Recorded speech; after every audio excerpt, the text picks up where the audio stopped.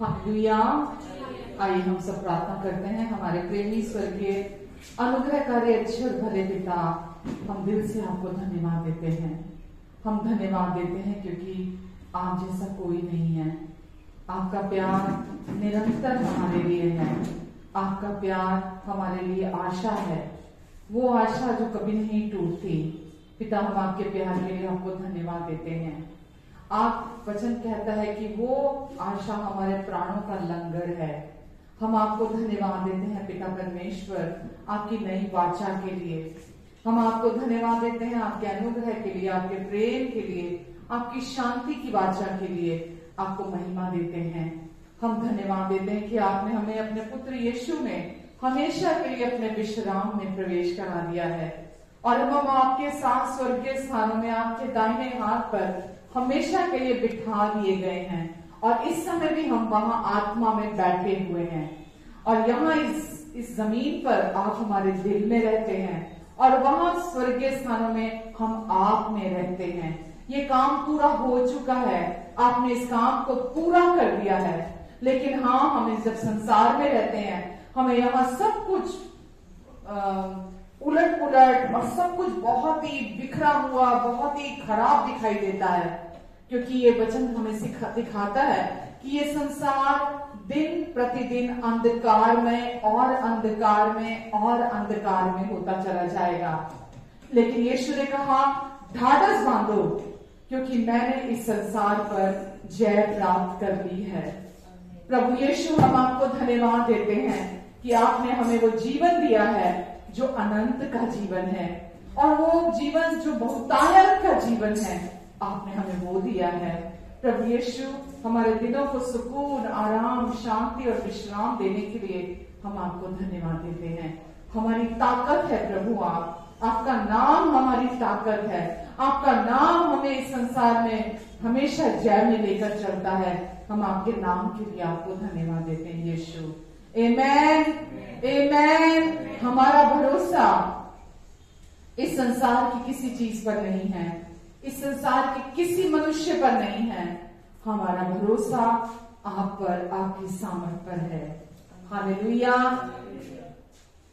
कमजोर दिल की ताकत है यीशु, बेआसरों को हिम्मत है यीशु।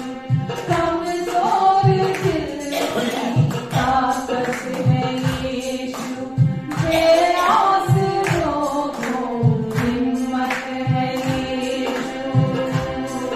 तो गालो यीशु नाम, बन जाएंगे काम।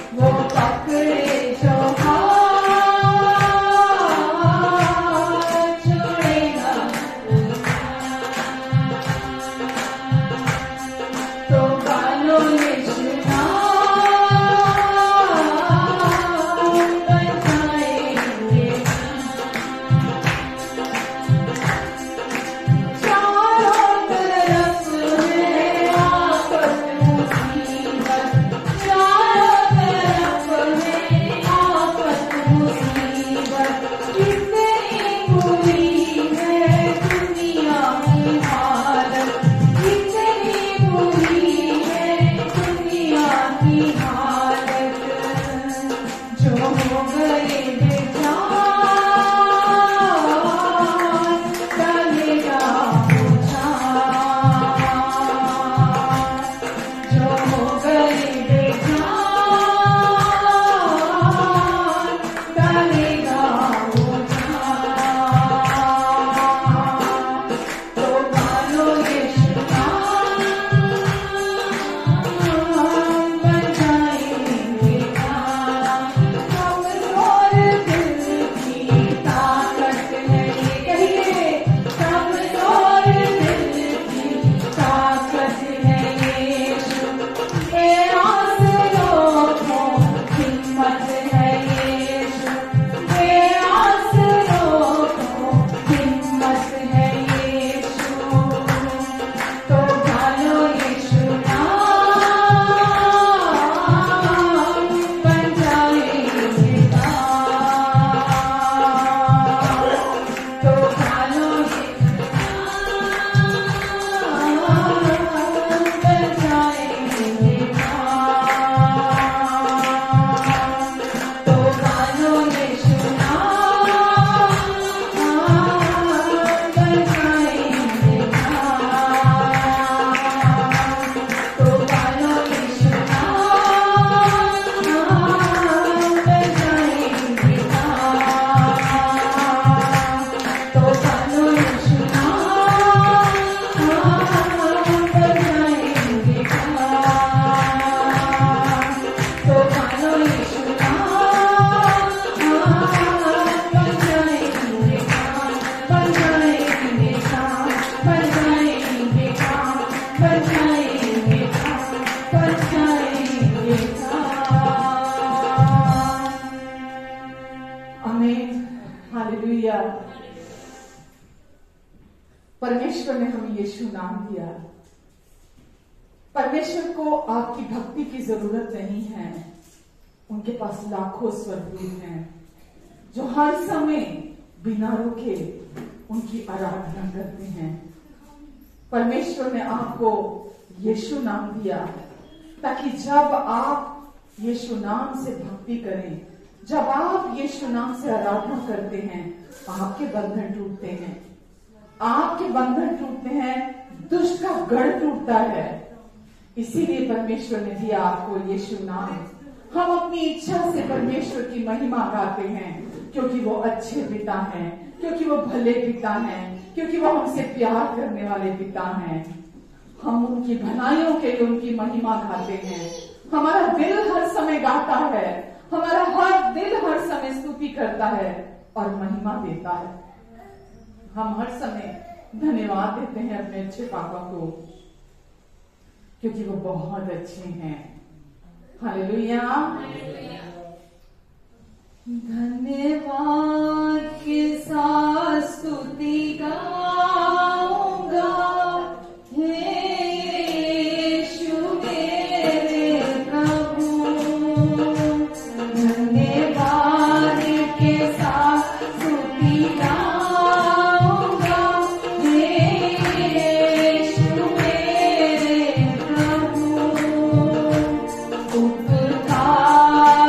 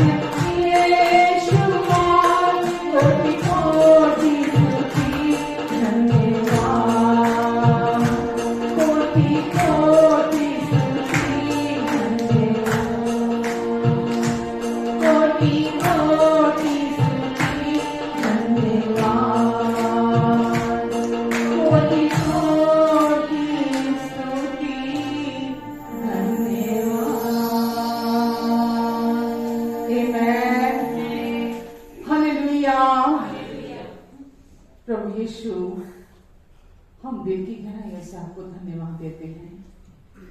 वचन कहता है परमेश्वर का पुत्र इसीलिए प्रकट हुआ ताकि वो शैतान के कामों का नाश करे। प्रभु यीशु मसीह आप पिता की ओर से भेजे गए, आप इसीलिए आए ताकि शैतान के कामों का नाश कर सके। यीशु आप आए हमारे पापों के लिए, इस संसार में कीमत चुकाने के लिए। पूरे जगत के पापों की कीमत आप बने प्रभु। आप पर पिता ने सारे जगत के पापों का बोझ डाल दिया, सारे जगत के पाप आपकी देह पर डाल दिए और यीशु आपने उस कीमत को अपने अपने अपने प्राणों को बलिदान देकर पूरा पूरा चुकाया है। हम आपको यीशु धन्यवाद देते हैं। बाइबल कहती है जो पाप से अज्ञात था, जो पाप क्या है जानता नहीं था, जिसने कभी कोई पाप नहीं किया था, यीशु को पिता ने भेजा ताकि हम जो इस संसार में रहने वाले लोग थे, हम बिना अच्छे कर्मों के हम परमेश्वर के धर्मी बेटे और बेटियां बन जाएं।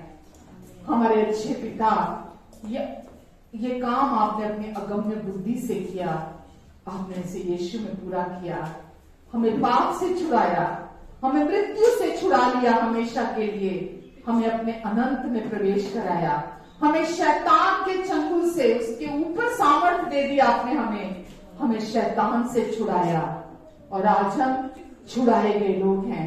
परमेश्वर, हम इसीलिए आपकी स्तुति महिमा करते हैं क्योंकि हम जानते हैं हम पवित्र लहू से छुड़ाए गए हैं।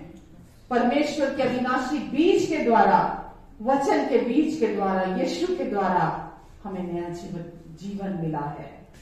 आमेन, हालेलुया। यीशु मसीह तेरे जैसा है कोई नहीं, तेरे चरणों में झुके आसमां और महिमा गाए ज़मीन। यीशु मसीह तेरे जैसा है कोई नहीं, तेरे चरणों में झुके आसमां और महिमा गाए ज़मीन। हम गाए हो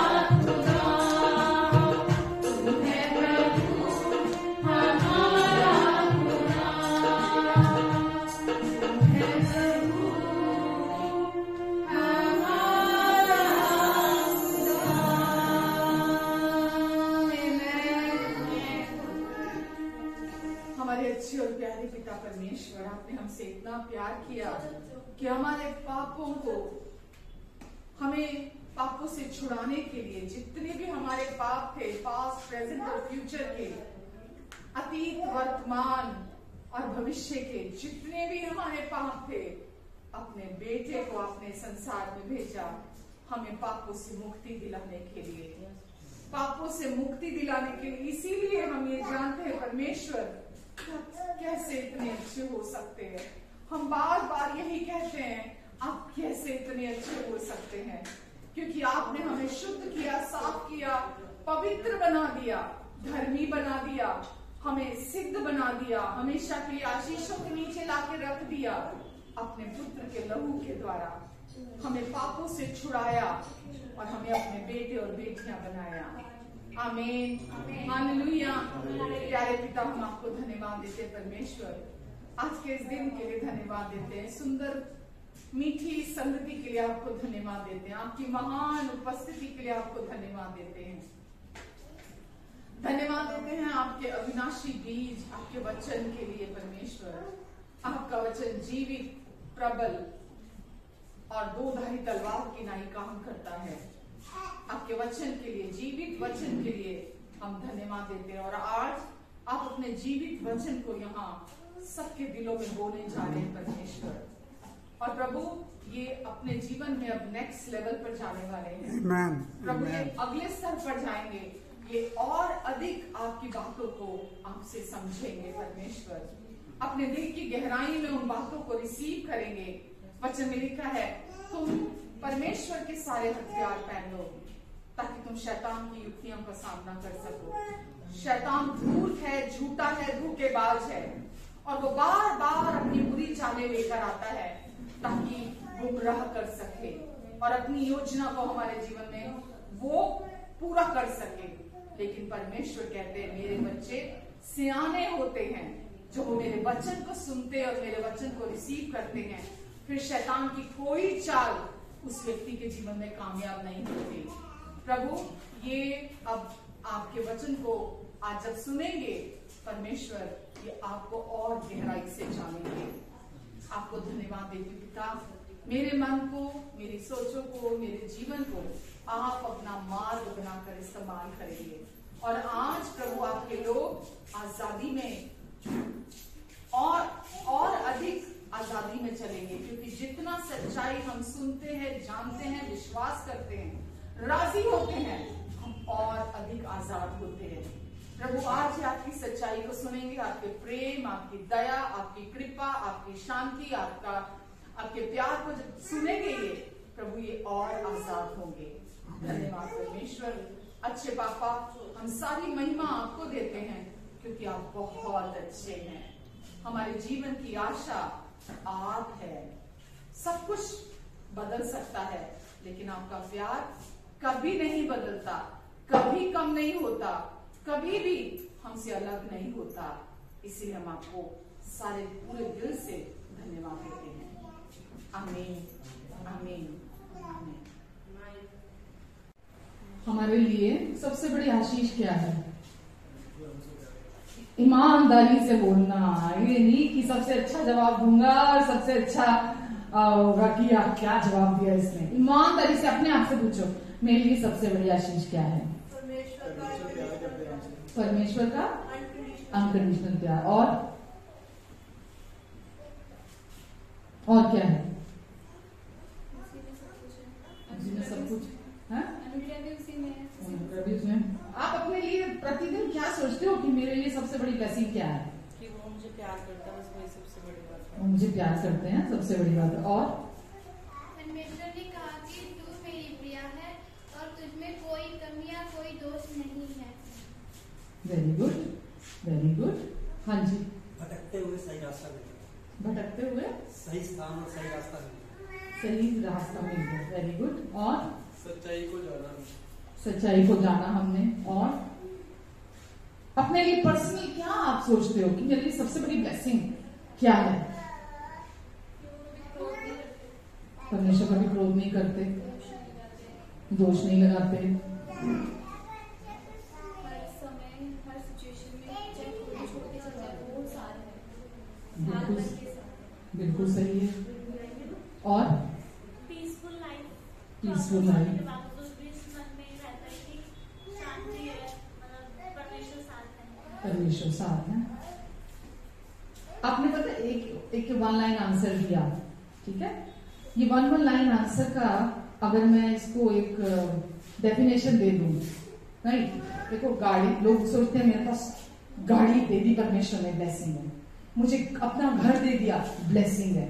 मेरे बच्चे विदेश में जाके सेटल हो गए, ब्लेसिंग है। लोग ऐसा जो अमूमन उनके मुंह से निकलता सोचते हैं हाँ हाँ हाँ मैं बहुत आशीषित हो गया हूँ, मेरे पास सब कुछ हो गया, मेरे पास दुनिया की बेस्ट चीजें मेरे पास हो गई हैं और अब मैं मानता हूं कि मैं आशीषित हूं। जब तक वो नहीं आए मेरे पास, मेरे बच्चे फॉरेन में सेटल नहीं हुए, मेरी नौकरी अच्छी नहीं लगी, मैं अच्छा मेरा पैकेज नहीं बना जिस भी कंपनी में मैं काम करता हूँ कंपनी के लिए, तब तक लगता नहीं मेरा जीवन आशीषित नहीं है, नहीं अभी आशीषित नहीं है, अभी मैं लाइफ में सेट नहीं हुआ ना, अभी मेरा जीवन आशीषित नहीं है। बट सबसे बड़ी ब्लेसिंग है परमेश्वर को जानना। सबसे बड़ी आशीष है किसी भी व्यक्ति के लिए परमेश्वर को जानना। अभी जो आपने 1 लाइनर आंसर दिए, क्या बोला आपने? वो कभी नहीं छोड़ेंगे, मुझे कभी नहीं त्यागेंगे। आपने बोला उनके प्यार से मुझे कोई अब अलग नहीं कर सकता। आपने बोला कि वो शांति जो दुनिया में नहीं है ना, बाहर सिचुएशन कैसी भी क्यों ना हो, परमेश्वर की शांति मुझे संभाल कर रखती है। ये सारी चीजें क्या है? अब आप उनको जानने लगे हैं। आमेन। अब आप उनको जानने लगे हैं कि वो कितने अच्छे हैं। अब आपको एक एक कदम उन पर भरोसा करना आ रहा है।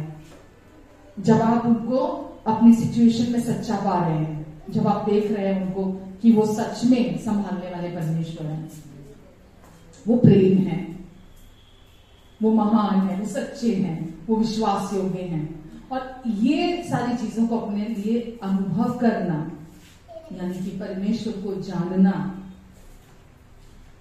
इससे बड़ी ब्लेसिंग कोई नहीं है। अभी आपके पास गाड़ियां ना आई हो, अभी आपके बच्चे फॉरेन में सेटल ना हुए हो, अभी आपके पास अपना घर ना हो, अभी आपके पास मटेरियलिस्टिक चीजें बहुत सारी दुनिया के हिसाब से ना हो, ये नहीं है या वो नहीं है, कुछ फर्क नहीं पड़ता। अगर आप परमेश्वर को जान गए हैं, जानते हैं, आपको समझ में आता है। जानना जब शब्द मैं इस्तेमाल कर रही हूं, उसका क्या मतलब है? किसी के बारे में ज्ञान पता होना और किसी को जानना, ठीक है, दोनों अलग बातें हैं। किसी के बारे में पता होना और किसी को जानना। जिनके साथ आप बहुत सालों से हो, आप उनके बारे में जानते हो या उनको जानते हो? जिनके साथ आप बहुत सालों से रह रहे हो, 20 साल हो गए, 25 साल हो गए, 30 साल हो गए, तो क्या आप उनके बारे में जानते हो या उनको जानते हो? उनको जानने लग जाते हो आप। जिनको आप कुछ समय अभी कल परसों मिले हैं या आपने किसी के बारे में किसी से सुना है, तो आप उनके बारे में जानते हो, तो उनको नहीं जानते। ठीक है, तो मैं यहां बात कर रही हूं, परमेश्वर के बारे में बात नहीं कर रही मैं, परमेश्वर को जानने की बात कर रही हूं मैं।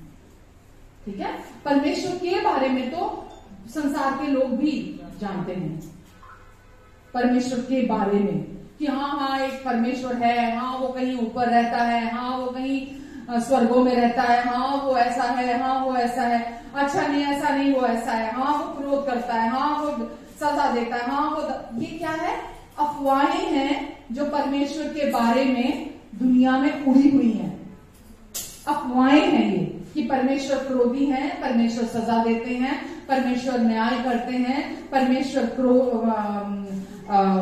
प्यार नहीं करते, कंडीशनल प्यार करते हैं, परमेश्वर छोड़ देते हैं,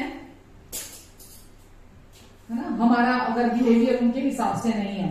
तो ये सब अफवाहें हैं परमेश्वर के बारे में, इस बात को समझना। लेकिन जब आप परमेश्वर को जानते होंगे तो आपको ये मालूम है कि ये अफवाह है जो मैंने सुनी है, ये अफवाह है जो मैंने सुनी है, परमेश्वर तो ऐसे नहीं है, वो ऐसे नहीं है, वो तो बहुत अच्छे हैं, वो बहुत अच्छे पापा हैं, वो बहुत अच्छे डैडी हैं, वो बहुत अच्छे हैं, वो ऐसे नहीं है। ये जानना, जब आप ये कॉन्फिडेंस आप में आ जाता है, जब आप ये जान जाते हैं, कुछ भी सुनते हैं आप राजी नहीं होते उसके साथ। क्यों? क्योंकि आप परमेश्वर के बारे में नहीं जानते, आप परमेश्वर को जानते हैं। आमेन, हालेलुया। तो परमेश्वर को जानना, हम हर दिन क्या कर रहे हैं, या हम हर संडे क्या कर रहे हैं? परमेश्वर को जान रहे हैं कि वो कैसे पिता है। थोड़े भी कोई कंफ्यूज करने वाले विचार आते हैं तो हम जब चर्च आते हैं तो नहीं, ये तो गलत सोच रही थी मैं, ये तो गलत सोच रहा था मैं। परमेश्वर ऐसे नहीं है। हम परमेश्वर को हर दिन और बेहतर जान रहे हैं। आमेन। पता है, इस दुनिया में आपने खुद भी अनुभव किया होगा, या दुनिया में दूसरे लोगों की लाइफ में देखा होगा कि वो अभी भी डर के विचारों से, नकारात्मक विचारों से, डाउट के विचारों से अभी भी हर दिन संघर्ष कर रहे हैं, प्रतिदिन उनके जीवन में। और हम सबके जीवन में अभी भी प्रतिदिन दुष्ट कोशिश करता है अपने नकारात्मक विचारों को लेके आने के लिए हमारे जीवन में। अभी भी वो चाहता है डर के विचारों को, दोष के विचारों को,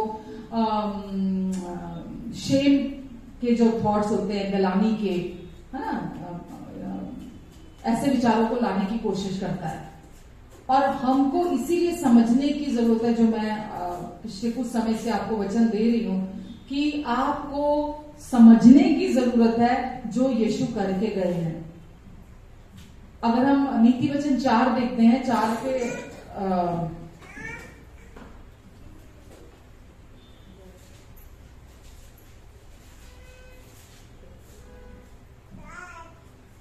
4 के 23 में लिखा है, सबसे अधिक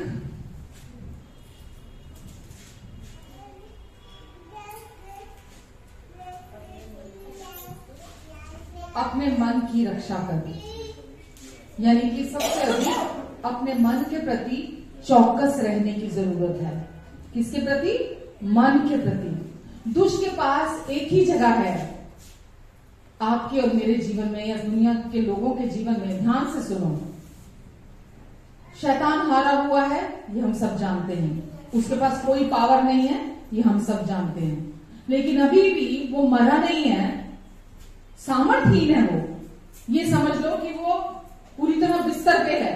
इमेजिन करो, वो पूरी तरह बिस्तर पे है, उसके पास कोई पावर नहीं है, वो कोई हथियार उठाने के लायक नहीं है, वो आपके ऊपर कोई अटैक करने के लायक नहीं है, वो कुछ भी करने के लायक नहीं है। लेकिन शैतान के पास एक अभी जो वो चाल चलता है अपनी, वो है अपना मुंह इस्तेमाल करता है। वो अपनी जुबान को इस्तेमाल करता है। वो किसके द्वारा? अपने झूठ बोलने के द्वारा और अपनी धोखेबाजी के द्वारा। अभी भी कल भी मैं किसी से मिली, अरे आपको मैंने बोला परमेश्वर है ना, नहीं वो शैतान भी तो है ना, फिर वो आता है ना रास्ता रोकने के लिए, आउट ऑफ इग्नोरेंस। अभी भी लोग ऐसा बोलते हैं कि शैतान के पास जैसे कोई पावर है, वो बड़ा ताकत है उसके पास, वो कुछ कर सकता है। वो कुछ नहीं कर सकता। आपके पास एक मन है जहां पर वो आकर अपनी बड़ी धूर्तता से वो आता है, और वो आकर आपके मन में अपने झूठ को, धोखेबाजी को, मैनिपुलेशन के साथ कैसे भी करके अपनी बातों को लेकर आता है। और शैतान परमेश्वर के वचन के बाहर आपको नहीं बरगलाता। आपको मालूम है, शैतान जब भी आता है परमेश्वर का वचन लेकर आता है, और परमेश्वर के वचन में क्योंकि जो कि सच है, उसमें अपने झूठ को मिक्स करता है ताकि आपको इजीली मैनिपुलेट किया जा सके। तो वो आता है आपको अपने झूठ और धोखेबाजी में फंसाने के लिए। और वो कहां काम करता है? केवल मन में। इसीलिए परमेश्वर क्या बोलते हैं? सबसे अधिक, जैसे मैं पिछले कुछ हफ्तों से आपको बोल रही हूं अपने हमारे मन के नवीनीकरण के बारे में। ठीक है, हमारे मन का नवीनीकरण हम खुद तो नहीं कर सकते। कर सकते हैं क्या? नहीं कर सकते। मन का नवीनीकरण कैसे होता है? आप चर्च में आते रहो, वचन सुनते रहो, मैं आपको एवरी संडे वचन दे रही हूँ, एवरी संडे वचन दे रही हूँ, लेकिन अगर आप ये नहीं कर रहे, अगर आप ये नहीं कर रहे तो वो वचन आपके लिए कोई लाभदायक नहीं होगा। आप समझ रहे मैं क्या बोल रही हूं? तो बाइबल क्या बता रही है? सबसे अधिक अपने मन की रक्षा कर, यानी कि चौकस रह कि तू क्या सुनता है, तू क्या देखता है, तू क्या तेरे अंदर जा रहा है, बोलने के द्वारा, सूंघने के द्वारा, किसी भी जो भी आपकी सारी सेंसेस है, आप वो क्या कर रहे हो तुम? तो सबसे अधिक अपने मन की रक्षा कर, क्योंकि जीवन का मूल स्रोत आपके लिए वहीं से आ रहा है। तो आपको अपने मन की रक्षा करने की जरूरत है। आपको पता है साइंटिस्ट जो है उन्होंने जो एक रिसर्च किया उसमें उन्होंने बताया कि 87% से लेकर 97 या कितना परसेंट है, मतलब 90 के अराउंड लगा लो आप, परसेंटेज ऐसी है जो लोग मन से बीमार होते हैं, जो मन से बीमार होते हैं, या ये ऐसे कह दूं मैं कि इतने प्रतिशत जो बीमारियां कह लो वो मानसिक या शारीरिक, वो इसी वजह से हैं क्योंकि लोग अपने मन को खुला दरवाजा छोड़ देते हैं। अगर कोई शारीरिक तौर पे बीमार है या मानसिक तौर पर बीमार है, वो इसीलिए है क्योंकि अपने मन की चौकसी नहीं की है। समझ आ रहा है आपको?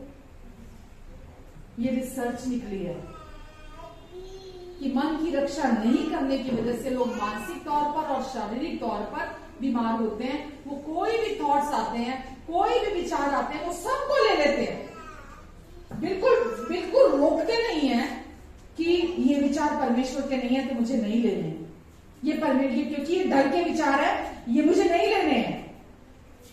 जो डराने वाले विचार है, जो नकारात्मक विचार है, ये मुझे नहीं लेने हैं। वो जो भी विचार आता है वो उन विचारों को अपने लिए लेते रहते हैं। आप समझ रहे हैं?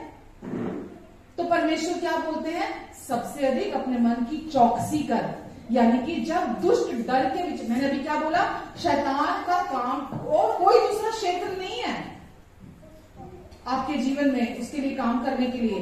शैतान ना तो, मैंने पहले भी बोला, ना तो वो आपके बच्चों के पीछे है जाता है, ना वो आपके शादी के पीछे है, ना वो आपके फाइनेंसिस के पीछे है। उसको तो हम मतलब अफवाह है ये उसके बारे में कि शैतान करता है। शैतान नहीं करता ये। शैतान किसके पीछे है मालूम? वो आपके मन के पीछे है।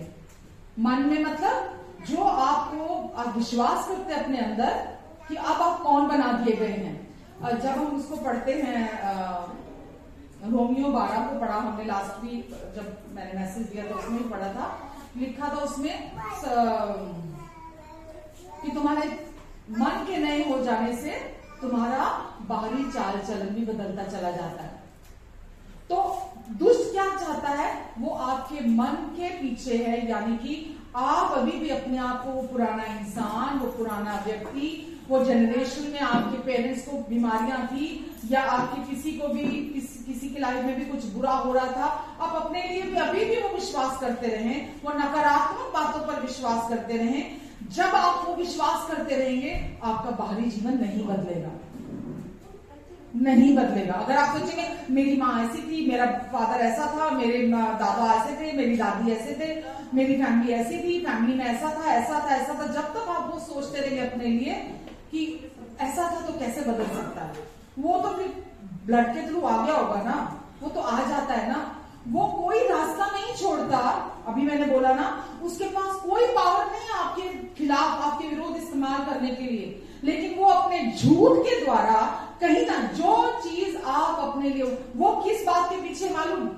आप किस बात के साथ राजी होते हो, बस वो तो मटेरियल फेंकता है। ये ले ये डर के विचार, ये ले ये चिंता के विचार, ये ले ये दोष के विचार, ले ये शर्मिंदगी के विचार, ये ले किसी भी तरह के नकारात्मक विचार, वो तो लगातार आपके मन में, आपके, मेरे, किसी के भी, हम सबके मन में वो लगातार फेंकने की कोशिश करता है कि आप किस विचार के साथ राजी होते हो।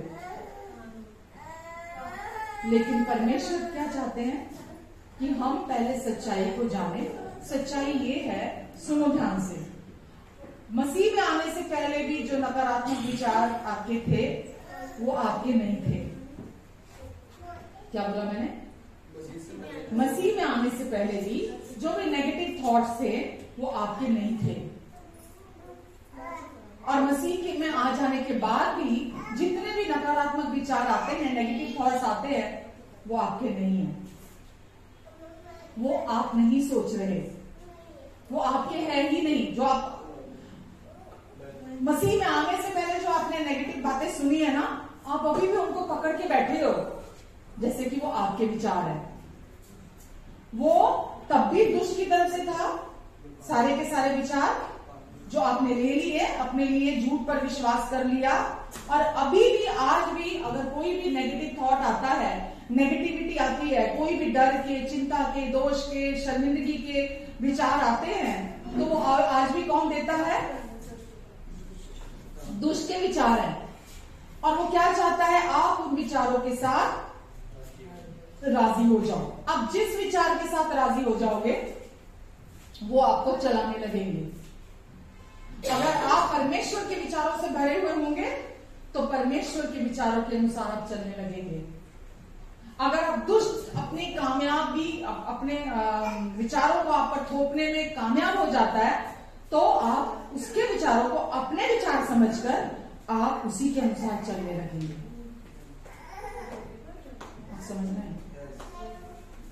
तो ना तो प्रभु में आने से पहले वो नेगेटिव थॉट्स आपके थे अपने लिए, जो डर के थे, चिंता के थे, शर्मिंदगी के थे, दोष लगाने वाले थे। कोई भी विचार वो आपके लिए नहीं, आपके अपने नहीं थे। समझ जाओ आज इस बात को। और आज भी जब वो थॉट्स आते हैं तो वो आपके नहीं है, वो परमेश्वर के तो बिल्कुल नहीं है। वो जितने भी विचार आते हैं, बीमारी के भी, जो वो बीमारी के भी लेकर आता है, बॉडी में सिम्टम्स के आते हैं, वो सब कौन लेकर आता है?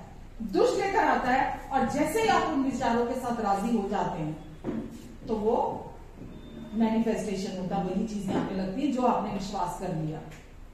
डर क्या है मालूम? शैतान की बातों पर विश्वास करना। जब भी मन में डर आता है, क्या है उसका मतलब? कि आप दुष्ट की बातों पर विश्वास करने लगे हैं। विश्वास करना, दुष्ट पर विश्वास करना डर है। और जब आप परमेश्वर पर विश्वास करते हैं तो आप हमेशा शांति में चलते हैं, विजय में चलते हैं, सफलता में चलते हैं। समझ रहे हैं? तो सबसे पहले और अभी देखो, पहले हमारे पास परमेश्वर का जीवन नहीं था, ठीक है, लेकिन अभी आपके पास, मेरे पास, हमारे अंदर परमेश्वर का जीवन है, परमेश्वर का आत्मा है, परमेश्वर का मन अब हमारे अंदर है। समझ रहे हैं आप? विचार कहाँ होते हैं? मन में। कहाँ होते हैं? मन में। कल्पनाएं कहाँ होती हैं? मन में। कहाँ होती हैं? मन में। विचार कहाँ होते हैं? मन में। सोचे कहाँ होती हैं? मन में। हम मेडिटेट कहाँ करते हैं? मनन कहाँ करते हैं? मन में। किसी भी चीज की कल्पना, अच्छी या बुरी, नकारात्मक या सकारात्मक, हम कहाँ करते हैं? मन में करते हैं। समझते हैं आप? तो अभी मेरे साथ दूसरा ग्रंथ निकालो, दूसरा ही आई गेस।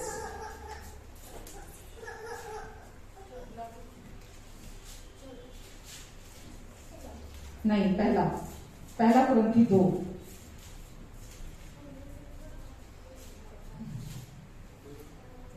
2:16।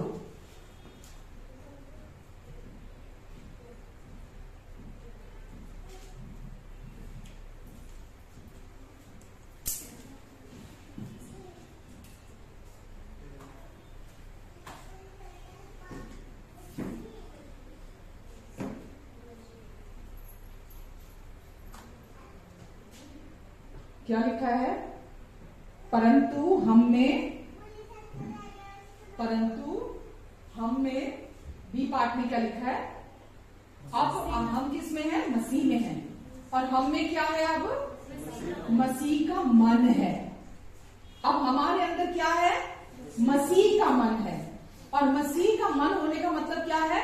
मसीह की सोचें, मसीह के विचार, मसीह की इच्छा शक्ति, जो यीशु के विचार, जो यीशु की सोचें हैं, जो यीशु की इमेजिनेशन है, वो सब आज हमारे अंदर है। तो जब हमारा पुराना मन अगर बीच में आता है और हमें वापस वो जो पुरानी बातें हैं जो कि पहले भी हमारी नहीं थी, जब वो आता है तो आज हमें क्या सबसे पहले इस सच्चाई से हमें अपने आप को जगाने की जरूरत है। क्योंकि जब आप ये विश्वास करने लोगों को जो आज आप सुन रहे हो ना, ये आपके जीवन में रियल फ्रीडम जिसको बोलते हैं ना, सच्ची आजादी, वो लेकर आएगा। और आप अपने आप को जिम्मेवार नहीं समझोगे। अपने आप को उन चीजों के लिए जिम्मेवार समझने का मतलब क्या है? हम अपने आप को दोषी मानने लग जाते हैं। अरे जैसे सपोज यहां अभी आप बैठो, मेरे लिए आपके मन में कोई ऐसे विचार आ जाए, आपका मन अरे तू दीदी के लिए ऐसा सोच रही है, तू दीदी के लिए ऐसा सोच रही, तू कैसे सोच सकती है ऐसे दीदी के लिए, है कि समझ रहे हो? तो वो विचार आपके नहीं है। जो भी गंदे गलत बुरे विचार हैं वो आपके नहीं है, वो दुष्ट है जो आपके मन में लाना चाहता है, डालना चाहता है। तो आपके अंदर कौन नया मन है, वो कौन, वो मन किसका है? मसीह का मन है आपके अंदर। वो सोचें, उसको डेवलप करते हो विश्वास करने के द्वारा। आप जिसको अटेंशन देते हो वो बड़ा होता है आपकी लाइफ में। अगर आप पुरानी बातों को अटेंशन कर दोगे तो आपका पुराना मन स्ट्रांग रहेगा, लेकिन अगर आप नई बातों पर मन लगाओगे तो आपका जो मसीह में नया मन आपको मिला है, आपका वो मन स्ट्रांग होगा।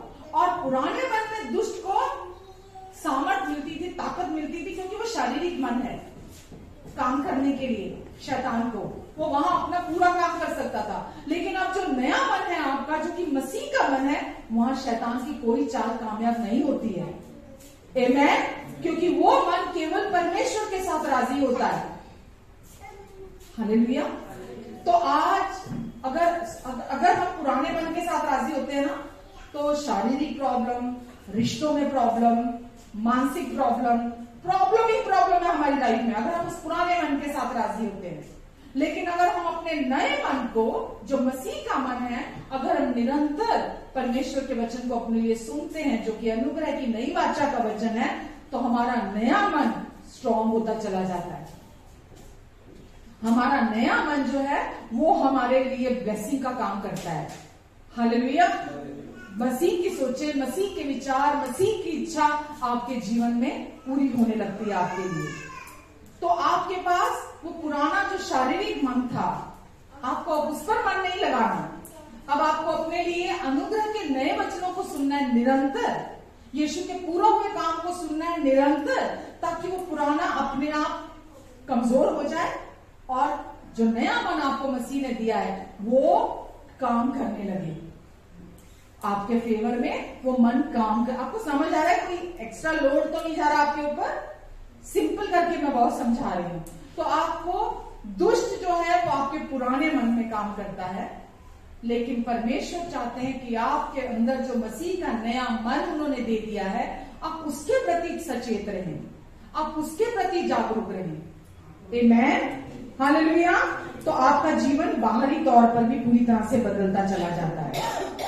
आमेन। दूसरे आपके लिए क्या सोचते हैं, लोग आपके लिए क्या सोचते हैं, सब कुछ भूल जाओ। आपको केवल परमेश्वर के वचन की सच्चाई पर विश्वास करने की जरूरत है। तो कोई भी स्ट्रेस हो, डिप्रेशन हो, डर हो आपकी लाइफ में, वो सब चला जाएगा। आपका जीवन पूरी तरह से बदल जाएगा। आमेन।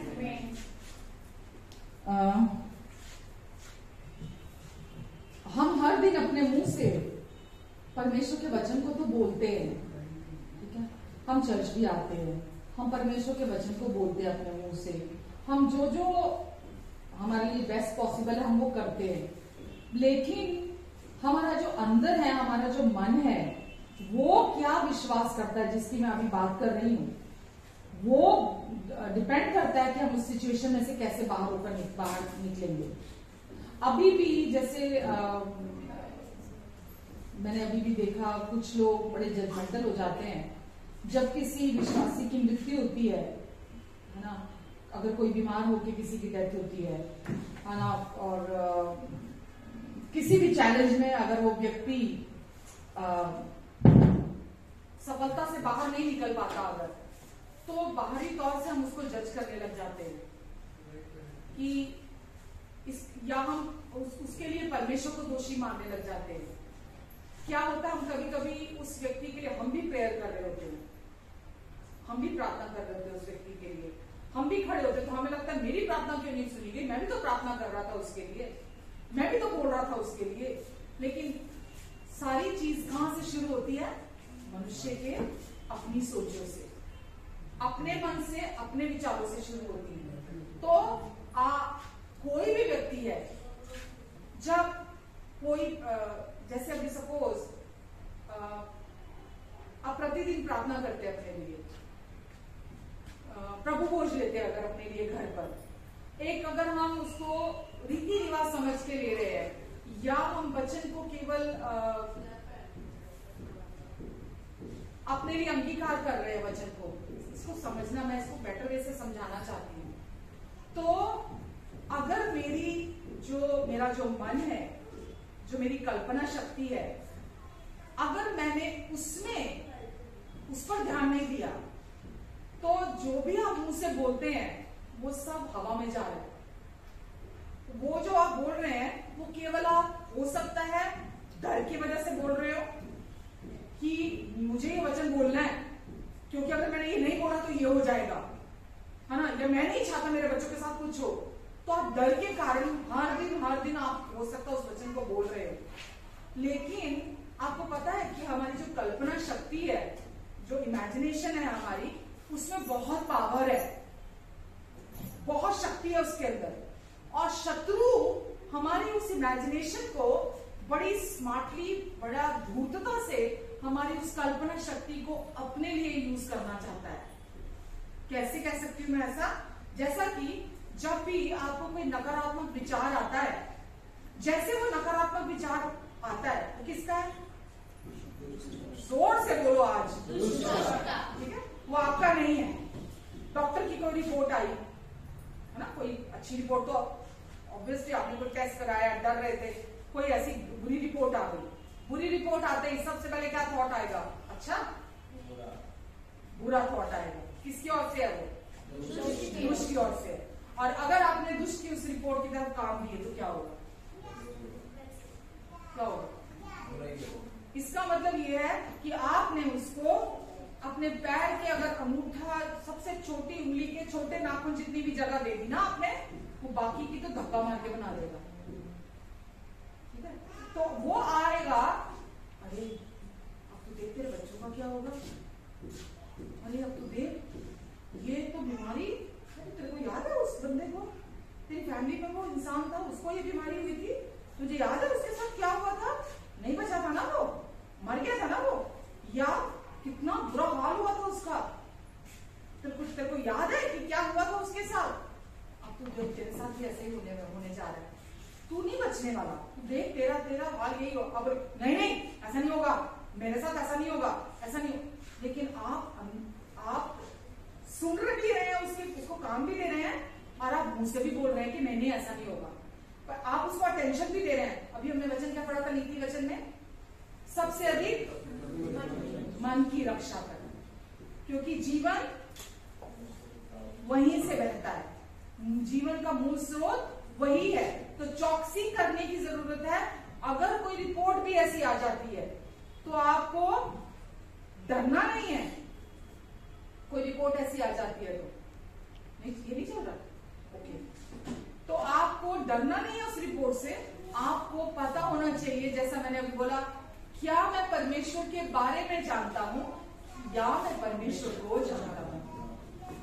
अगर मैं परमेश्वर के बारे में जानता हूं तो दुष्ट आएगा, अब परमेश्वर के वचन की सच्चाई में झूठ को मिक्स करेगा, और वो उसके लिए बड़ा आसान हो जाएगा मुझे गुमराह करना।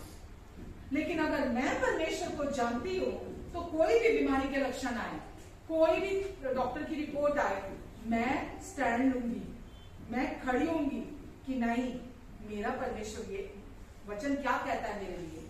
आप जितना परमेश्वर को जानते होंगे ना प्रतिदिन के अपने जीवन में, जितना आप उन पर विश्वास करते होंगे, मालूम है, एक वचन को मुंह से बोलना और है एक वचन को मनन करना, मेडिटेट करना।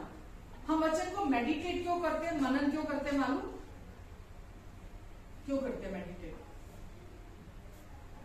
ताकि मन में छप जाए। दुष्ट बुरी पिक्चर लेकर आता है, किस लिए?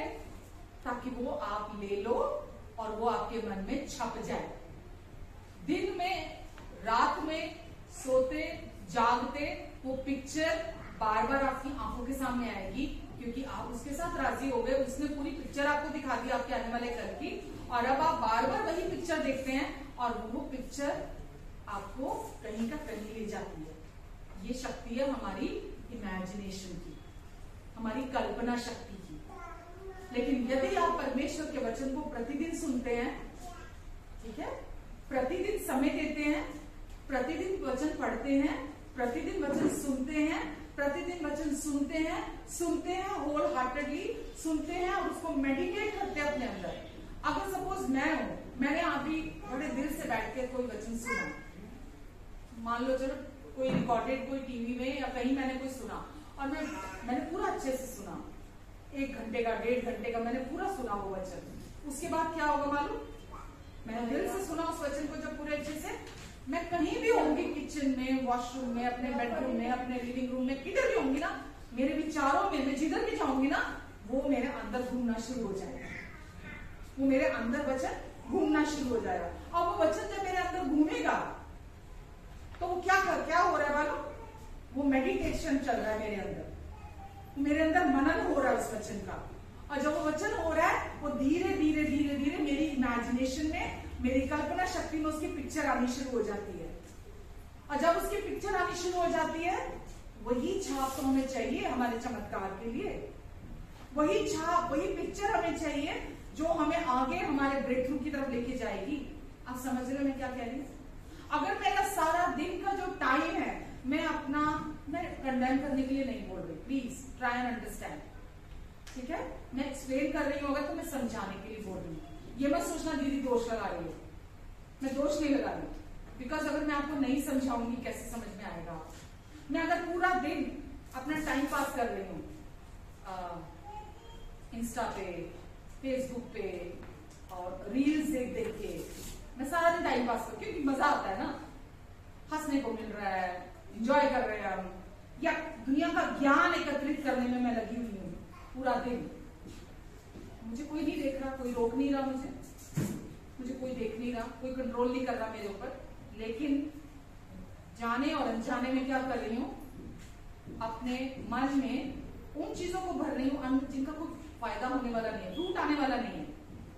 मैं उसके अगेंस्ट नहीं हूँ जो एंटरटेनमेंट के लिए हम करते हैं, मैं उसके अगेंस्ट बिल्कुल नहीं हूँ। आप देखो टाइम पास के लिए थोड़ी देर देख सकते हो, नो प्रॉब्लम, आप देखो, पर मैं आपको ये कह रही हूँ अपने मन को आपने बिल्कुल अगर छोड़ दिया,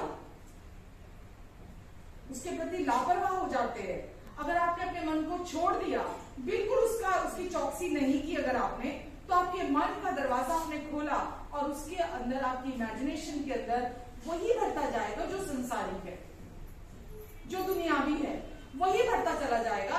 और जब सिचुएशन आएगी, क्योंकि आपने कोई फाउंडेशन तैयार नहीं की, आपने कोई नींव तैयार नहीं की, वचन को सुनने के द्वारा प्रतिदिन हम क्या करते हैं?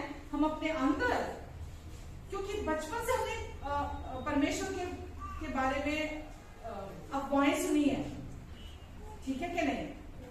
जब से हम इस दुनिया में आए हैं, हमने सिर्फ परमेश्वर की अफवाहें सुनी है, और वो अफवाहें हमारे अंदर से चली जाएं और परमेश्वर की सच्चाई को हम अपने लिए जान जाएं कि वो वैसे परमेश्वर नहीं है, वो तो बहुत अच्छे, बहुत भले पिता हैं। तो उसके लिए जब आप टाइम डिवोट करते हैं, जब आप बाइबल पढ़ते हैं, जब आप वचन सुनते हैं, तो आपको पता चलता है कि अभी तक मैंने जो सुना था, परमेश्वर के बारे में सुना था, वो सब झूठ था, वो अफवाहें थी जो मैंने परमेश्वर के बारे में सुनी है। परमेश्वर तो ऐसे नहीं है, वो तो बहुत प्यार करने वाले पिता है, वो तो अच्छे हैं, वो कृपालु हैं, वो दयालु हैं, वो आशीषों पर आशीषें मेरे जीवन में देना चाहते हैं, अनुग्रह पर अनुग्रह मेरे जीवन में देना चाहते हैं। वो चाहते हैं मैं हमेशा अपने परिवार में, अपने समाज में, अपने कुटुंब में, अपने जनरेशंस में भी अभी तक मेरे किसी ने इतनी सफलता प्राप्त नहीं की, या इतना कोई प्रभावशाली नहीं हुआ जितना मैं हूं। ये उनकी इच्छा है आपके लिए कि आप एक सफल व्यक्ति बने, उनकी इच्छा है आपके लिए कि आप एक प्रभावशाली व्यक्ति बने, ये वो चाहते हैं। लेकिन अगर आप ये अपने लिए पर्सनली निजी तौर पर इस बात को, इस सच्चाई को, उनकी सच्चाई, उनकी विश्वास योग्यता को अगर आप नहीं जानते, तो जैसे ही कोई सिचुएशन आएगी आपकी लाइफ में, आप अगर आप जानते हैं परमेश्वर को, हो सकता है इतना ऐसे हिल जाए आप, वो कोई भी हिलता है, क्योंकि ऐसी सिचुएशन आती है जिससे आप एकदम अनअवेयर होते हैं। ऐसी आती है, ऐसी चीजें आकर आपके सामने खड़ी हो जाती हैं जो कभी आपने सोची नहीं होती हैं, ऐसे एकदम से अचानक, जिसके लिए आप तैयार नहीं होते हैं। मेरा कहने का मतलब ये है, आप उन सब चीजों के लिए तैयार नहीं होते हैं। तो जब दुष्ट आता है आपकी लाइफ में, तो वो, अगर आप परमेश्वर को जानते हैं, हो सकता है वो थोड़ा आपको हिला दे सिचुएशन, पर आप गिरेंगे नहीं। अगर आप परमेश्वर को नहीं जानते होंगे, तो आप खाली गिरेंगे नहीं, आप गिरेंगे, और गिर कर उठने में भी बहुत टाइम लग जाता है। समझ रहे? परमेश्वर की ओर से देर नहीं होती है। आपको लगने अरे मेरे साथ ऐसा क्यों हुआ, मैंने ऐसा क्या कर दिया था, मैं तो हर संडे चर्च जा रहा था, मैं तो ऐसा था, मैं तो कन्फेशन भी कर रहा था, मैं तो ये भी कर रहा था। आपको लगता है मैं तो विश्वास भी कर रहा था, मैं तो दशमांश भी दे रहा था, मैं तो रोज प्रार्थना करता था, मैं तो रोज वर्शिप भी कर रहा था, मैं तो ये भी कर रहा था, मैं तो वो भी कर रहा था, फिर मेरे साथ ऐसा क्यों, मैं क्यों गिर गया? समझ? लेकिन होता क्यों है वो? क्योंकि आपने प्रतिदिन परमेश्वर की कल्पनाओं को, परमेश्वर के विचारों को, परमेश्वर की सोचों को अपने लिए, उसके साथ राजी नहीं हुए आप। यशाया 55 में लिखा है एक जगह,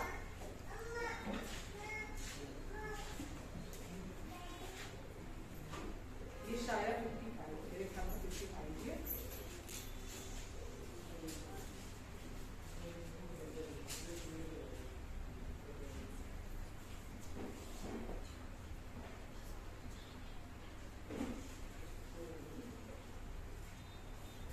यशाया 55 का 8,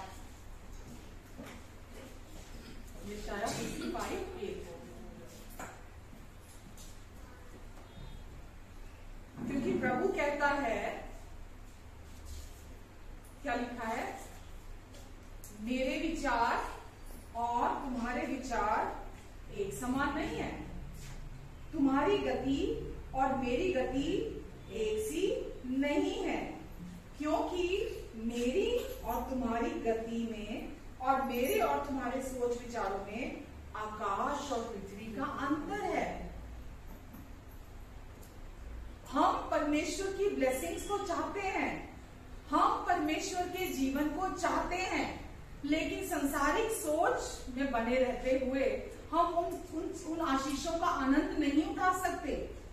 अगर मैं ये कहूं कि मेरी सोच, मैं अपने मुताबिक जीवन जीना चाहती हूँ, मुझे जो अच्छा लगे मैं वो सोचना चाहती हूँ, मुझे जो अच्छा लगे मैं वो विचार करना चाहती हूँ, मुझे जो अच्छा लगे मैं वो सब करना चाहती हूँ, तो बाइबल क्या कह रही है?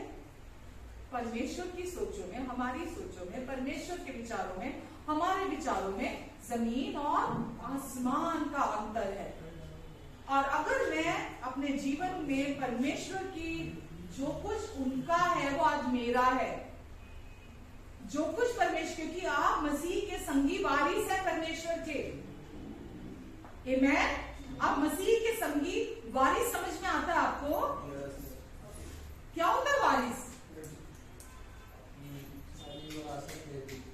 सारी जमीन जायदाद, सोना चांदी हीरा, जो कुछ भी पोजेशंस हैं, उसका वारिस परमेश्वर ने आपको मसीह यीशु में बना दिया है। अपनी हर एक स्वर्गीय ब्लेसिंग का वारिस बना दिया है आपको। और अगर, क्योंकि बहुत अंतर है हमारी सोचों, हमारी विचारों में और परमेश्वर की सोच और विचारों में, तो यदि हम चुनते हैं हर दिन, जब आप रोज तैयार होते हैं सवेरे, हाँ, तो कबर्ड खोल के आंखें मतलब बंद करके या अंधेरे कमरे में ऐसे ही निकालते हैं, कोई कपड़ा पहन लेते हैं, कैसे पहनते हैं जरा मैं सुन लूं? आराम से सामने बैठ जाते हैं पहले। नहीं, रात को सोचा होता है कि ये डालेंगे। हाँ, चलो चलो, सोचा होता है, ये और भी बढ़िया है कि पहले से सोचा है मुझे ये चाहिए, राइट? लेकिन क्या होता है, अलमारी खोलते हैं, कपड़े पहनने होते हैं, जब आज कौन सा कपड़ा पहनूं, आज मुझे कौन सा कपड़ा पहनना है, कौन सा आज मेरे को कौन सा अच्छा लगता है। हम अपने कपड़े रोज चुनते हैं पहनने के लिए, मुझे क्या कपड़े पहनने हैं, पर क्या हम अपने विचार चुनते हैं कि मुझे क्या सोचना है, मुझे क्या नहीं सोचना। जैसे हम अपने रोज कपड़े चुनते हैं ना, इतने चाव से बड़े इंजॉय करते हैं अपनी फेवरेट ड्रेस पहननी, अपना फेवरेट कपड़ा पहनना, है ना। उस दिन तो कितना अच्छा लगता है कि आज मैंने अपना मनपसंद ड्रेस पहना। ऐसे ही अपने विचार हर दिन चुनने हैं, हर दिन मुझे क्या विचार सोचने हैं, लेने हैं, क्या नहीं लेने हैं। क्योंकि जो विचार आप लोगे, अपनाओगे, वही आपका दिन होगा, वही आपका जीवन होगा। उसके पीछे परमेश्वर नहीं है। वचन में लिखा है, यीशु ने क्रूस पर जब अपने प्राण त्यागे, आखिरी शब्द यीशु ने कहा, पूरा हुआ। यीशु ने आपके लिए सब कुछ को पूरा कर दिया है। चाहे वो आपकी चंगाई हो, आपकी फैमिली ब्लेसिंग्स हो, आपकी फाइनेंशियल लाइफ हो, आपका कोई भी एरिया क्यों ना हो, यीशु ने पूरा कर दिया है। आपको नई सृष्टि बना दिया, आपको नया जीवन दे दिया, आपके लिए एक नया मार्ग तैयार कर दिया, जीवित और नया मार्ग आपके लिए तैयार कर दिया। अब केवल चुनाव आपका है, आपको किस विचार के साथ राजी होना है। क्या आप दुष्ट के विचारों के साथ राजी होते हैं, या जो परमेश्वर आपके विषय में कहते हैं, जो परमेश्वर आपके लिए विचार रखते हैं, जो परमेश्वर आपके लिए सोचते हैं, क्या आप अपने लिए वो विचार सोचते हैं, वो विचार करते हैं। दुष्ट तो हर दिन आएगा, वो आएगा नकारात्मक विचारों को लेकर आपके पास। बहुत बार ऐसा होता है कि कोई व्यक्ति, और मतलब आपको एक स्टेप आगे जाके समझाना चाहूंगी, बहुत बार व्यक्ति अनुग्रह को भी जानता है, धार्मिकता को भी जानता है, प्रेम को भी जानता है, शांति को भी जानता है, ठीक है, लेकिन जानकारी किसी भी चीज की आप जानते हैं, बहुत बढ़िया है, आपके जीवन को कोई लाभ नहीं देती। अगर आप किसी भी चीज के बारे में जानते हैं ना, जानने से आपको कोई फायदा नहीं है। आपको जानकारी होगी परमेश्वर प्रेम है, आपको जानकारी होगी परमेश्वर प्यार करते हैं, आपको जानकारी हो गई यीशु आपके पापों के लिए मरने आए, आपको जानकारी हो गई परमेश्वर ने आपको आशीषित किया, जानकारी हो गई आपको। लेकिन जानकारी होने से किसी का जीवन नहीं बदलता, किसी की लाइफ चेंज नहीं होती है। जानकारी होने से जीवन बदलता है तब जब आप अपनी इमेजिनेशन में, आप अपने मन में चुनते हैं आपको क्या विचार सोचने हैं, नहीं सोचने, क्या विचार करने हैं, क्या विचार नहीं करने।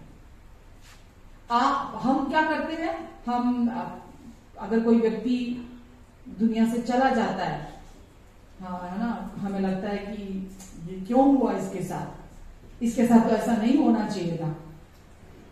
किसी के साथ वो मतलब जो हमें लगता है ये परमेश्वर की इच्छा नहीं है, और अगर किसी के साथ हो जाता है, हम सीधा किस पे दोष लगाते हैं, परमेश्वर ने मेरी प्रार्थना नहीं सुनी, परमेश्वर ने मेरे साथ ये गलत कर दिया, परमेश्वर ने उसके साथ ये गलत कर दिया, परमेश्वर को क्या ये दिखाई नहीं देता था, परमेश्वर को क्या ये समझ में नहीं आ रहा था, परमेश्वर क्या अंधे थे, परमेश्वर को। हमारा सारा गुस्सा परमेश्वर के लिए होता है, और हम क्या बोलते हैं, इतने भी अच्छे नहीं है परमेश्वर, इतने भी अच्छे नहीं है, इतना भी प्यार नहीं करते परमेश्वर। हम सारा दोष परमेश्वर पे डाल देते हैं।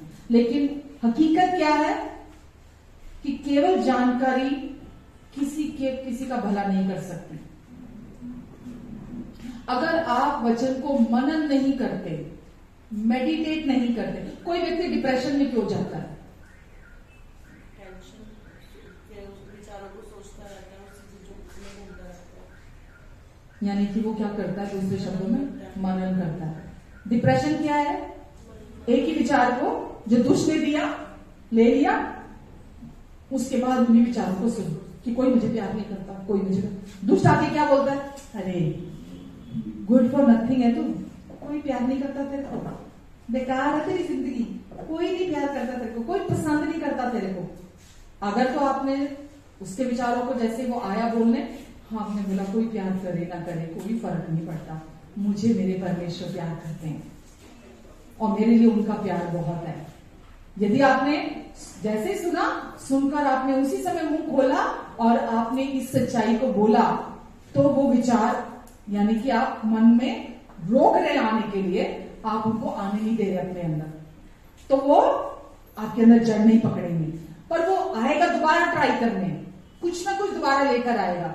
यदि आप उसके साथ राजी होते हैं तो वो कौन से अच्छे विचार लेकर आता है, नकारात्मक लेकर आता है। तो आपने ले लिया और आपने बार बार ये क्यों किया मेरे साथ, ऐसा क्यों किया मेरे साथ, ऐसा क्यों नहीं किया, मैं तो ऐसा चाहती थी, मैं तो ऐसा चाहता था, मेरे साथ ऐसा क्यों हुआ। आप एक अंदर चक्करा घूमना शुरू हो जाता है। और जब वो सोचना शुरू कर देता कोई व्यक्ति, कोई थोड़ा टेंशन में होता है, कोई ज्यादा टेंशन में चला जाता है, कोई ज्यादा डिप्रेशन में चला जाता है, और कोई तो पूरे जीवन भर के लिए दवाइयों के ऊपर डिपेंड हो जाते हैं, क्योंकि उनको डील नहीं करना आ रहा, उनको समझ में नहीं आ रहा, उनको पता नहीं चल रहा कि मैं इससे बाहर कैसे निकलूं। तो उससे बाहर निकलने का क्या हल है? परमेश्वर का प्यार। जब आप परमेश्वर के प्यार को अपने लिए जान जाते हैं, जब आप जान जाते हैं, कैसा भी डिप्रेशन क्यों ना हो, बायोपोलर लोगों को हो जाता है, कोई भी प्रॉब्लम, कोई भी बीमारी जो मानसिक हो या शारीरिक हो, कोई भी हो, आप उसमें से बाहर आ जाते हैं। समझ रहे हैं? तो बाइबल हमें क्या समझाती है?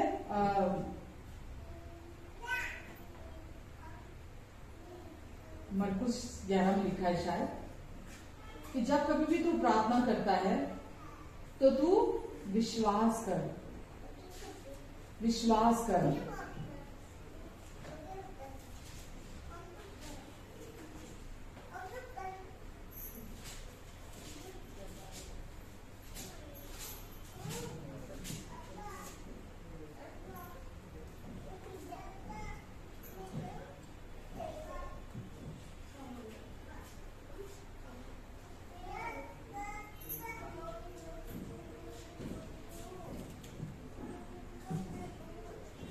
जब हम प्रार्थना करते हैं कि प्रभु यीशु आपके कोड़े खाने से मैं चंगा हो चुका हूं, ठीक है, हम ये वचन क्या एक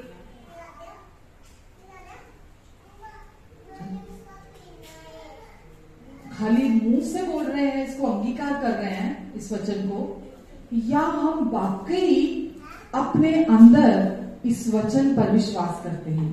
जैसा कि आपने प्रभु भोज लिया, आप प्रभु भोज खाने लगे, पहले दिन, दूसरे दिन, तीसरे दिन, 5वें दिन, 10वें दिन, 15वें दिन, 1 महीना हो गया, जितना भी टाइम लगता है, आपने जैसे ही लेना शुरू किया, आप केवल आपने सुना, अच्छा प्रभु भोज लेते हैं, नहीं बाचा का, अच्छा यीशु की दे, ये यीशु का लहू है, अच्छा इसको लेना है मेरे को, ओके, यीशु के कोड़े खाने से मैंने सुना था मैं चंगा हो गया, मेरे को अब ये बोलना है। आपको जब आप प्रभु भोज लेते हैं, या आप वैसे ही अपने लिए अंगीकार करते हैं कि प्रभु यीशु, वचन हमें बताता है कि उसी के कोड़ों से तुम चंगे हुए, उसी होने नहीं जा रहे, उसी के कोड़ों से तुम चंगे हुए, यानी कि ये पास्ट टेंस है, यीशु के कोड़ों से तुम चंगे हुए। तो जब आप ये सुनते हैं कि प्रभु यीशु मसीह ने आपके लिए कोड़े खाए और आप चंगे हुए, यानी कि आज से 2000 साल पहले आप चंगे हुए, तो ये कौन कह रहा है? परमेश्वर का वचन कह रहा है। परमेश्वर आपको बोल रहे हैं कि मैंने यीशु को भेजा, यीशु ने जैसे तुम्हारे पापों की कीमत चुकाई, ऐसे ही यीशु ने तुम्हारे रोगों की भी कीमत चुकाई, और यीशु ने तुम्हारे लिए अपनी पीठ पर कोड़े खाए ताकि तुम चंगे हो जाओ। तो अब जब आप प्रभु भोज लेते हैं, या आप जब ये वचन क्लेम करते हैं कि प्रभु यीशु आपके कोड़े खाने से मैं चंगा हो चुका हूं, तो अब आप क्या करते हैं? ये काम पास्ट में हो चुका है, क्योंकि ये पास्ट में हो चुका है, तो अब आप क्या करते हैं? जिस समय यीशु पर कोड़े मारे गए थे, ठीक है, वो आप वहां अपनी इमेजिनेशन में वहां जाते हैं, अपनी कल्पना शक्ति में वहां जाते हैं, और वहां जाकर आप अपने आप को देखते हैं कि मैं उस समय मसीह के यीशु के मन में था, जब वो अपनी पीठ पर कोड़े खा रहे थे, क्योंकि यीशु आप ही के लिए तो आए थे ना दुनिया में। तो हम सब कहां थे? यीशु के मन में थे उस समय। तो अपने आप को देखें कि मैं यीशु के मन में था जिस समय यीशु की पीठ पर कोड़े मारे जा रहे थे। तो यीशु ने उस समय पर इसलिए कोड़े खाए, सपोज अगर किसी को बीपी प्रॉब्लम है तो वो अपनी इमेजिनेशन में देखेगा कि मेरी ब्लड फंक्शनिंग एकदम सही रीति से हो रही है, क्योंकि यीशु ने उस समय मेरी इस ब्लड फंक्शनिंग प्रॉपर हो, इसीलिए उस समय कोड़े खाए थे। और वो व्यक्ति अपने उस ब्लड की जो डिसफंक्शनिंग है उसको आप उस समय अपनी इमेजिनेशन में देखते हैं कि वो सारी डिसफंक्शनिंग यीशु की देह पर है और यीशु की चंगाई मेरे ब्लड में काम कर रही है। किसी भी तरह की कोई भी, अगर सपोज किसी को जोड़ों की दर्द है, अगर किसी को शुगर की प्रॉब्लम है, अगर किसी को कोई मेंटल प्रॉब्लम है, किसी तरह की कोई भी बीमारी है, किसी को कैंसर है अगर किसी को, तो भी अपनी ये नहीं आज रिपोर्ट आई कि कैंसर है और उसके बाद अब दोबारा रिपोर्ट आएगी ना तो पता चलेगा कि कैंसर ठीक हुआ कि ठीक नहीं हुआ। समझना इस बात को। अब दोबारा रिपोर्ट आएगी तो मैं चेक करूंगा मेरा ब्लड प्रेशर कैसा, नॉर्मल हुआ कि नहीं हुआ। अब दोबारा जब कराऊंगा टेस्ट तो पता चलेगा मेरी शुगर की रिपोर्ट क्या आई है। ये वचन इसकी बात नहीं कर रहा कि आप परमेश्वर का टेस्ट लें। वचन क्या कह रहा है? जिस समय वो सिम्टम आ रहे हैं उसी समय ये विश्वास करो कि नहीं, यीशु के उसी के कोड़े खाने से मैं चंगी हो चुकी हूं, क्योंकि वचन ऐसा कह रहा है, उसी के कोड़े खाने से तुम चंगे हुए। ये शाया 53 में लिखा है, वो हमारे अपराधों के लिए घायल हुआ, हमारे अधर्म के कामों के लिए कुचला गया, हमारी शांति के लिए उस पर ताड़ना पड़ी, ताकि उसी के कोड़े खाने से हम चंगे हो जाएं। क्योंकि यीशु अभी आने वाले थे, आए नहीं थे ये शाया के समय पे, और हो जाए। लेकिन नए नियम में क्या लिखा है? वहां लिखा है ताकि उसी के कोड़े खाने से तुम चंगे हुए, क्योंकि यीशु आ चुके थे, तो यीशु के कोड़े खाने से हम चंगे हो चुके हैं। तो दुष्ट आएगा आपको बोलने कि तू चंगा नहीं हुआ, अभी तो चंगा नहीं हुआ, अभी तो बीमारी है तुझे। लेकिन आप अपने अंदर उस वचन को लेते हैं जो यीशु ने आपके लिए काम को पूरा किया, आपकी इमेजिनेशन को यूज करते हैं आप अपने फेवर के लिए, अपनी कल्पना शक्ति को आप इस्तेमाल करते हैं अपने लिए, अपने पक्ष में। क्योंकि जैसा व्यक्ति अपने मन में सोचता है वो वैसा ही है। आप जो अपने लिए सोचेंगे आप वही होंगे। अनुसार जैसा वो कहते हैं वैसा सोचेंगे, वैसा ही आप अपने जीवन में देखेंगे। बाहर के हालात, बाहर के सिचुएशन हर दिन नई कहानी बोलेंगे, पर आप अपने मन में क्या सोचते हैं वो निर्भर करता है कि आप उसमें से कैसे बाहर निकलेंगे। समझ रहे हैं? तो आपके मन में सारी पावर आप रख सकते हैं यदि आप अपने मन के प्रति चौकस रहते हैं। आपको अपने मन को नया नहीं करना, अपने एफर्ट से नया नहीं करना। मैं इसलिए बोल रही हूं कि कहीं आपने गलत ना समझाओ इस बात को। आपको विश्वास करना है कि अब आपके पास मसीह का नया मन है, मसीह की तरह सोचते हैं अब आप, मसीह की तरह विचार हैं अब आपके, मसीह की इच्छा शक्ति अब आपके पास है, वो आपके पास ऑलरेडी है। पर क्योंकि आप ये जानते नहीं हैं, इसीलिए आप अभी भी उस पुरानी सोचों, पुराने विचारों में फंसे हुए हैं। लेकिन जब आप परमेश्वर के वचन के अनुसार सोचने लगेंगे, विश्वास करने लगेंगे, तो आपका बाहरी जीवन भी बदल जाएगा, नया हो जाएगा। चाहे कैसी भी मानसिक बीमारी हो, शारीरिक बीमारी हो, वो आपकी मृत्यु का कारण नहीं बनेगी, वो मृत्यु का कारण नहीं बनेगी। हमें ऐसा लगता है शायद मुझ में कोई कमी है, यही तो शत्रु चाहता है। व्यक्ति ऐसा सोचने लगता है शायद मैं ही कम पड़ गया, यही तो शत्रु चाहता है। परमेश्वर केवल चाहते हैं जो जो यीशु ने आपको दे दिया है, जो जो आपके लिए पूरा कर दिया है, आप उसके साथ राजी हो, आप उस पर विश्वास करो। जब आप विश्वास करोगे वो जीवन आप में से बहने लगेगा, वो जीवन आप में से काम करेगा। यीशु ने कहा यूहन्ना 10 में, चोर किस काम के लिए आता है? किसी और काम के लिए नहीं आता चोर, आपको फायदा देने नहीं आता चोर। चोर यानी शैतान। चोर आता है चोरी करने, घात करने, नाश करने, हत्या करने आता है चोर। और ये कहां करता है? क्या बाहर आकर छुरा फोड़ता है? क्या बाहर से आके बंदूक की गोली ठोकता है? कैसे? क्या करता है चोरी करने? क्या चोरी करने आता है? परमेश्वर के विचार। कि आप ये ना माने, ना विश्वास करें कि परमेश्वर अच्छे हैं। आप ये विश्वास ना करें कि वो प्यार करते हैं आपको। आप ये विश्वास ना करें कि वो भले पिता हैं। आप ना विश्वास करें। आपको वो आता है चोरी करने, हत्या करने, नाश करने। वो अच्छे काम के लिए नहीं आता। तो इसीलिए वो चोरी ना करे, वो हत्या ना करे, वो नाश ना करे। आपको आपके मन की रक्षा करनी है। मन में आप क्या लेते हैं उसके प्रति चौकस रहना है। जब भी डर के विचार आए आपको नहीं राजी होना। किसी प्रकार के नकारात्मक विचार आए आपको राजी नहीं होना। गलत बिहेवियर कोई आपके साथ कर रहा है आपको बुरा नहीं मानना। किसी का बर्ताव अगर आपके प्रति बुरा है, गलत है, आपको बुरा नहीं मानना। किसी भी तरह से वो तो आएगा ना, आपकी फैमिली मेंबर्स को लेकर, आपके फ्रेंड्स के थ्रू, आपके किसी विश्वासी भाई बहन के थ्रू, वो किसी के भी थ्रू आएगा ताकि आप बुरा मान जाए, ऑफेंडेड हो जाएं, ठोकर खा के बैठ जाएं, दूसरों से उम्मीद रखें, एक्सपेक्टेशन रखें दूसरों से, हायर एक्सपेक्टेशन दूसरों से।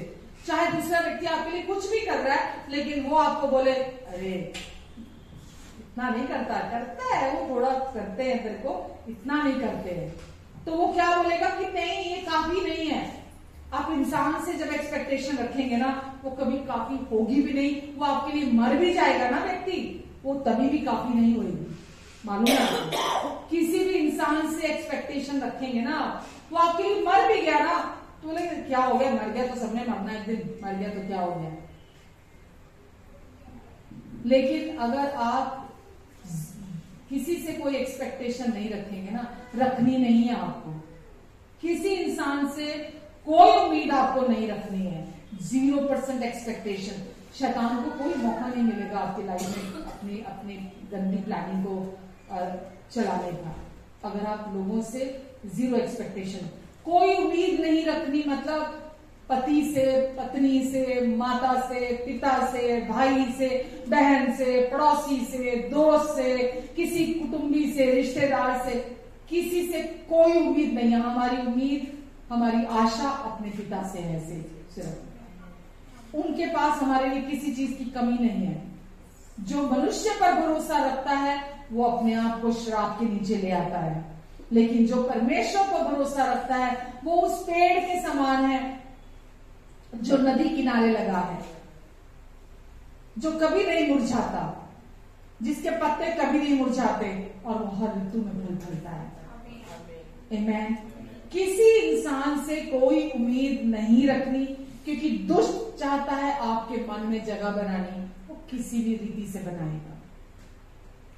आपको अपने प्रभु की तरफ देखने की जरूरत है। सिर्फ प्रभु की तरफ देखें, अपना मन, अपने हृदय का ध्यान, अपनी सोचें, अपने विचार केवल अपने प्रभु की तरफ लगाएं। वो क्या बोलते हैं आपके विषय, लास्ट वीक मैंने बताया था, क्या बोलते हैं वो आपके विषय? जब आप गलती करते हैं, जब आप अनाज्ञाकारिता भी करते हैं, जब आप पाप करते हैं, वो क्या बोलते हैं आपके विषय? Very good, God bless you. क्या बोलते हैं? Very good. वो आपको हर बार बोलते हैं। मालूम है, जब आप ये विश्वास करते हैं ना तो पाप की जड़ पर हथौड़ा लगता है। दुष्ट आपके जीवन में आना चाहता है कमियां दिखा दिखा के। जब आप उस परमेश्वर के साथ राजी होने लग जाते हैं ना तो शैतान का आपके जीवन से कोई सब रास्ते टूट जाते हैं, हर रास्ता बंद हो जाता है, वो नहीं आता फिर आपको बदलाने के लिए। आपको अपने लिए हर दिन ये याद रखना है कि मैं परमेश्वर की सबसे प्रिय बेटी हूं, जिससे परमेश्वर अत्यंत प्रसन्न है। और परमेश्वर कहते हैं कि तू हर तरफ से सुंदर है, तुझ में कोई दोष और कोई घटी नहीं है। आमीन। आप में कोई दोष, कोई घटी नहीं है। परमेश्वर आपके प्रोवाइडर हैं। और एक जगह उन्होंने भजन संहिता में बोला कि जो भी बातें तेरे जीवन से संबंधित हैं, मैं उन सब बातों को सिद्धता से पूरा करूंगा। आपके बच्चे आपसे संबंधित हैं, आपके पेरेंट्स आपसे संबंधित हैं, आपका आने वाला फ्यूचर आपसे संबंधित है, आपका लाइफ पार्टनर आपसे संबंधित है। कुछ भी जो आपसे संबंधित है परमेश्वर क्या बोलते हैं? तू केवल मेरे अनुग्रह में रेस्ट कर, विश्वास कर, अपने मन की चौकसी कर, तो जो भी बातें तेरे जीवन से जुड़ी हुई हैं, मैं उन सब बातों को परफेक्टली सिद्धता से पूरा करूंगी और वो करेंगे। आमीन, वो करेंगे। जब आप उनको जान जाते हैं ना, आपको पता है उन्होंने जो कहा है वो जरूर करेंगे। आमीन। उन्होंने जो कहा है अपने वचन में, जितने भी उनके प्रोमिसेस हैं, जितने भी उनके वायदे हैं, आप सारे प्रोमिसेस पर विश्वास करते हैं। जो जो उनका वायदा है आपको पता है मेरे लिए है, उन्होंने मुझे कहा है, उन्होंने अपना ये वायदा मुझे दिया है, ये मेरे लिए कह रहा है वचन। आप जब विश्वास करते हैं आपके लिए वो हो जाता है। मैं एक बारी बस ये वचन पढ़ता हूँ, मरकुस का 11, फिर आप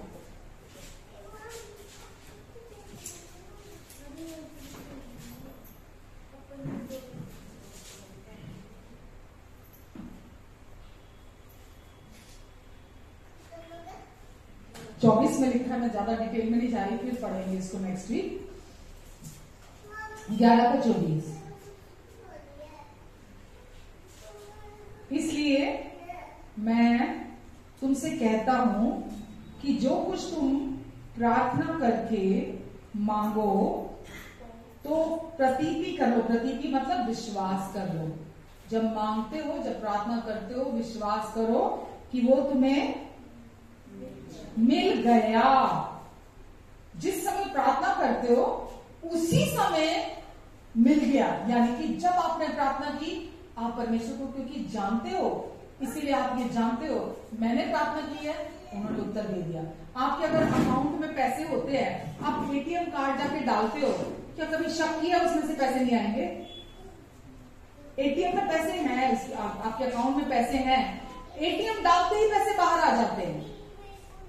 परमेश्वर क्या बोलते हैं? जिस समय तुम प्रार्थना करते हो, प्रतीति करो, विश्वास करो कि वो तुम्हें मिल गया, तो वो तुम्हें मिल जाएगा। आमीन।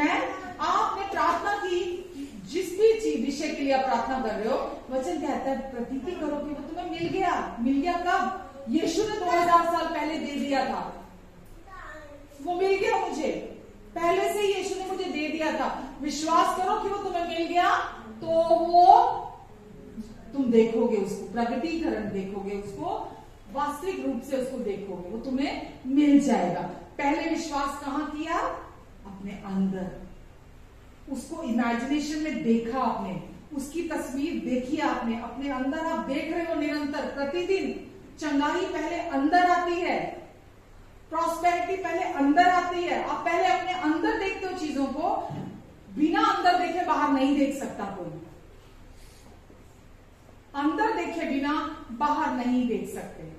पहले आप अंदर देखते हो, फिर आप बाहर देखते हो।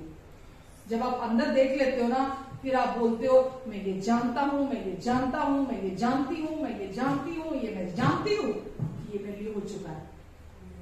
फिर आप रिपोर्ट नहीं देखते, टेस्ट नहीं कराते, आपको अंदर से इतनी स्ट्रॉन्ग कन्विक्शन होता है, आपको अंदर से आपको पता है कि ये परमेश्वर की तरफ से मैंने मेरे जीवन में हो गया।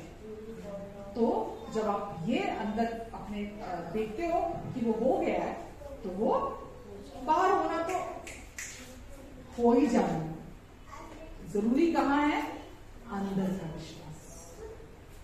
आमीन। यही रुकती हूं आज मैं। तो कुछ सीखा नया? आमीन। सबसे अधिक, क्योंकि सब कुछ वहीं से बहता है। क्या सुनते हैं, क्या नहीं सुनते हैं, उस पर चौकसी देनी है। क्या देख रहे हैं, क्या सुन रहे हैं, सबसे अधिक अंदर क्या भर रहा है। अपने आप को देखना कि रोज जैसे कपबोर्ड खोल के मैं कपड़े चुनती हूँ, मुझे अपने मन के विचारों को चुनना है। जैसे नेगेटिव आएंगे, दूसरे लेकर आए, मुझे नहीं चाहिए, मैं उसी समय परमेश्वर के विचारों को लेकर आऊंगी, वो सोचूंगी अपने लिए। ठीक है? आमीन। हमारे प्रेमी स्वर्गीय अनुग्रहकारी अच्छे और भले पिता परमेश्वर, हम आपको धन्यवाद देते हैं। धन्यवाद पिता, हमारे अच्छे पापा हैं, आप बहुत प्यार करते हैं आप हमें, इसीलिए आप चाहते हैं कि हम सांप की नाई चालाक और कबूतर की तरह भोले बने। हम हमेशा इस संसार में रहते हुए समझदार होकर चले। दुष्ट की युक्तियों से अब हम अनजान नहीं है। अब हम जानते हैं वो कैसे चाल चलता है, और आप हमें सिखाते हैं कि हमें कैसा वचन के अनुसार से आने होकर चलना है। धन्यवाद देते परमेश्वर में आपको, धन्यवाद देते पिता जो वचन आपने हमें सिखाया। हर दिल में पवित्र आत्मा के द्वारा अपने लहू से आपने इसे बोया है। हर दिल में ये वचन बोया गया है, और आने वाले समय में ये वचन 30 गुना, 60 गुना, 100 गुना प्रतिफल लेकर आएगा, क्योंकि आपने बोया है। धन्यवाद परमेश्वर। मैं हर एक व्यक्ति को जो यहाँ मौजूद है प्रभु यीशु मसीह के नाम से ब्लेस करती हूँ कि फूलो फलो और इस पूरी पृथ्वी में भर जाओ। आमेन एंड आमेन।